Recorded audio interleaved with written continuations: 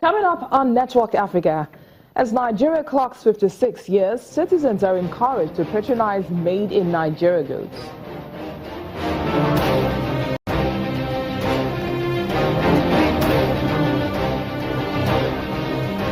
Then there appears to be a sense of déjà vu as the fate of democracy hangs in the balance in the Democratic Republic of Congo.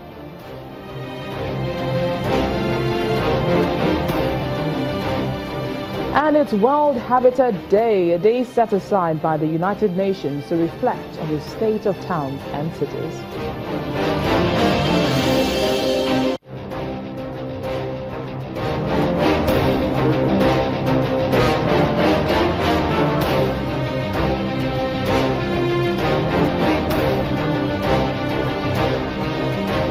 Welcome to Network Africa. I am BC Adebayo. Before we take a look at today's stories, let's see what news made the headlines in the continent over the weekend. Gabon's Prime Minister over the weekend chose a new government in the wake of disputed elections, but it contained no representatives of opposition leader Jinping, who says the vote was rigged. According to a government statement, the only opposition leader named in Prime Minister Emmanuel Isozat's Ngodet's cabinet of 40 people is Bruno Ben Mumbamba, who came in a distant third in the August 27th vote. Mumbamba was chosen as Deputy Prime Minister and Minister for Urbanization and Social Habitats. President Ali Bongo was declared the election winner by fewer than 6,000 votes.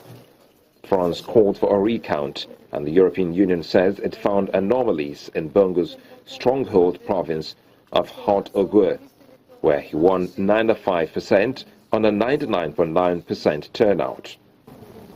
Elsewhere, health workers in western Niger are racing to contain an outbreak of Rift Valley fever that has killed at least 21 people over the past month. The country's health ministry says the highly contagious disease, which is transmitted to humans by mosquitoes or close contact with contaminated animals, has infected 52 people in Niger's western region of Tuhua since last August.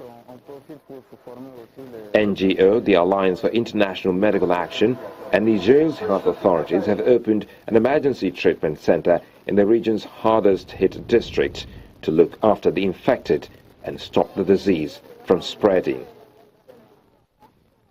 With no specific treatment or effective human vaccine, Rift Valley fever can cause blindness and severe hemorrhaging, leading the victim to vomit blood or even bleed to death. The Libyan forces resumed a ground attack against Islamic State militants encircled in their former stronghold of Sirte. According to a field hospital casualty list, the Libyan forces have lost at least 6 of their fighters.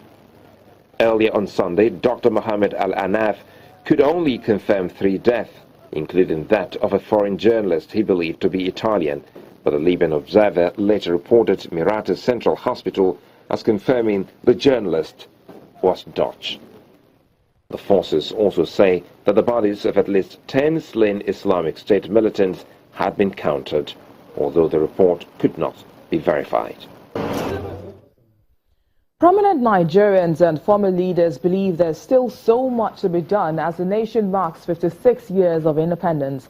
The former Vice President of Nigeria, Alex Ekwueme, condemned the level of violence in different parts of the country and berated authorities for not doing enough to ensure peace and national integration. For others, however, the fact that the country has remained united despite the difficulties is enough to celebrate as they encourage Nigerians to be positive. Former Senate President Ken Nnamani admits that Nigeria is indeed faced with a lot of challenges, but notes that it remains a nation. The former head of state, General Abdulsalami Abubakar, also supports the call for Nigerians to get involved in nation building.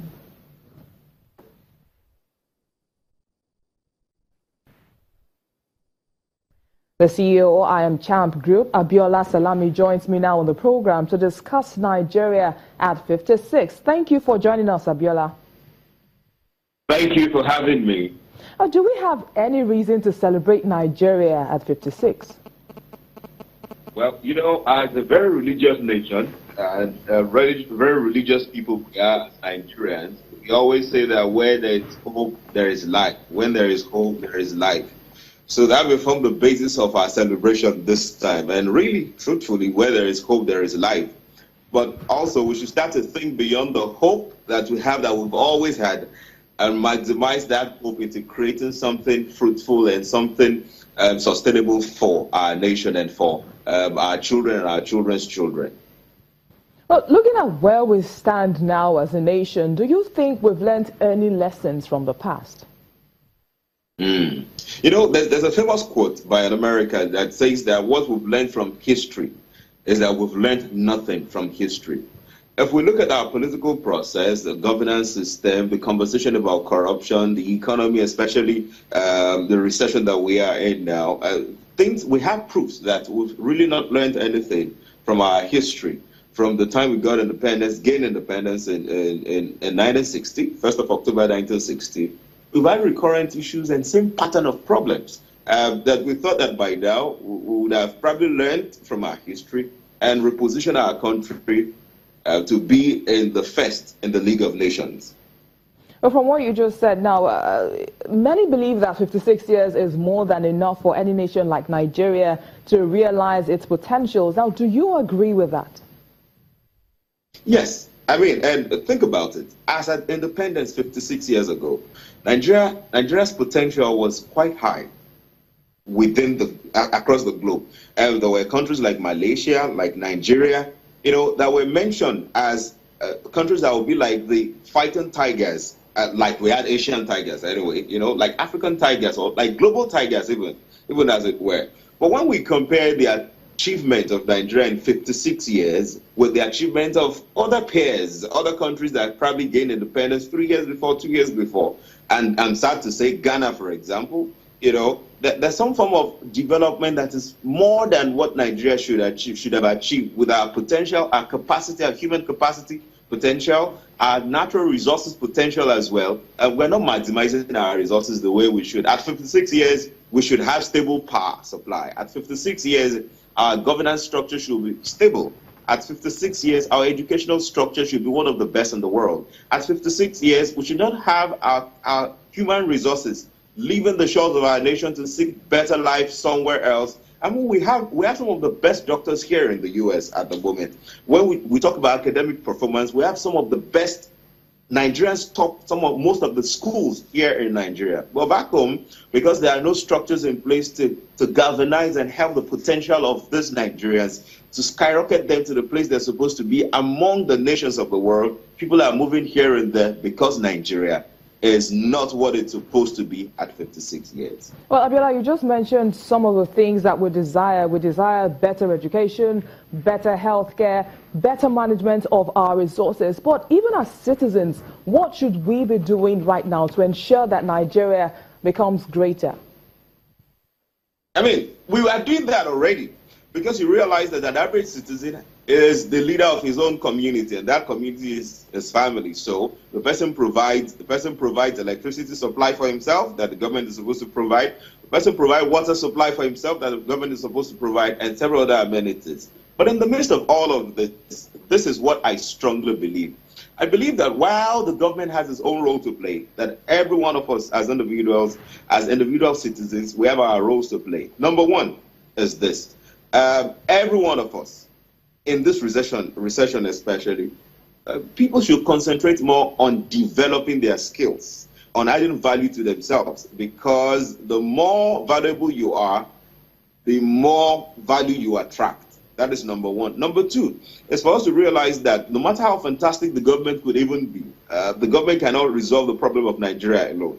That ourselves as individuals, we have things to do. And it starts with things like obeying traffic rules, things like ensuring proper sanitation within your environment, things like honoring the Saturday that's supposed to be environmental sanitation, things like ensuring that the next person is doing the right thing. I believe that it is the responsibility of every Nigerian, every patriotic Nigerian, to do the right thing no matter who is doing the wrong thing, in terms of corruption, in terms of putting systems in place, because Nigeria is our own. It is not just for the government, it's for every one of us as citizens. So at 56 years, Nigerians should take responsibility for nation building and not just leave it to the government. Well, we just talked about roles as citizens, but what about the private sector? How do you think the government can get the private sector more involved in nation building? Well, I think the private sector is very much involved in nation building because there are a couple of projects that are public-private sector partnerships. But what I would say for private sector is while profit is the goal of any business, what I would say is that we should also think about the sustainability of our nation. This is the private sector. We should also think about the sustainability of our nation, not putting profit in front always, but thinking in long term, what kind of nation are we leaving for our children, our children's children? The government is really engaging the private sector, but there could be more engagement. But the fabric of that engagement should rest not just on profitability, but on sustainability. Not on profitability, but on sustainability. Well, Abiola, I'm sure that in spite of all these challenges, there are things that you see that make you beam with pride. I mean, things that make you being a proud Nigerian. Would you like to tell us some of those things that make you a proud Nigerian? Okay, number one on the list is for every 5 Africans that you see, one of them is a Nigerian. That's the power of strength and population. Number 2 is that the fighting spirit of a Nigerian. When you see Nigerians anywhere within the country, outside the country, Nigerians are fighters. Not because they bring up their gloves and they start to punch anyone, but Nigerians are go-getters. Anywhere you find a Nigerian. In fact, if there's any country at the moment that there is no Nigerian contributing to the productivity of that country, then you know that country is not in the League of Nations, as it were. So the fighting spirit of Nigerians, the human capacity of Nigerians, you know, the tenacity of Nigerians as well. We've had serious cases in Nigeria that when you compare our tenacity and the way we've held ourselves together with other countries let loose. We've had issues that would have led us to serious wars, but somehow the spirit of Nigerian comes back, that peaceful spirit, that spirit of bouncing back, the tenacity, the spirit to bounce back, and okay, of course, Abiola. the capacity of Abiola, thank you so much for sharing your thoughts with us on Network Africa. Thank you for having me. Well, staying with happenings in Nigeria, and the economic recession has hit many companies, forcing them to lay off workers and abandon production. As Nigeria marks its 56th independence anniversary, a Made in Nigeria campaign looks at ways of reviving the economy from within. A week-long festival dubbed Made in Nigeria is promoting the idea that Nigeria could look inward to lift itself out of its first recession in more than 20 years. Everything from cassava flakes to baby wipes and electricity meters made in Nigeria were on exhibition. And there were debates on how to boost local industries like agriculture, manufacturing and entertainment to help plunge the gap left by falling oil revenues. Nigeria is marking 56 years of independence, but is still struggling to break dependence on oil revenue and imports of everything from milk to machineries. The government is hoping the Made in Nigeria drive could help free the economy, boost key sectors of the economy, and put more money in the hands of ordinary people. So there's a lot of Made in Nigeria work that has been happening. I think what the exchange rate has done is it has forced a mirror on all of us to really look and take a look at our finances. And when I say your finances, your personal share of wallet, and say, if my salary has not increased, but the foreign exchange is increasing, this means that what I can command in Forex has definitely changed. So how can I make what I'm earning go further? And that's what Made in Nigeria can do for you, makes your money go further. What we're trying to do here is not just another talk show. We have different sessions whereby people in government, particularly our federal government, be it House of Rep, House of Assemblies, will be able to take something out of what we're doing here to put some laws, some acts together to make Nigeria a more easier place for the everyday person on the streets. The poor state of manufacturing sector in particular has dealt a blow to President Muhammadu Buhari's plans to wean Nigeria off its dependence on crude oil sales, which makes up to 70% of government revenues. Coming up after the break, a sense of déjà vu in the DRC as the fate of democracy hangs in the balance. Do stay with us.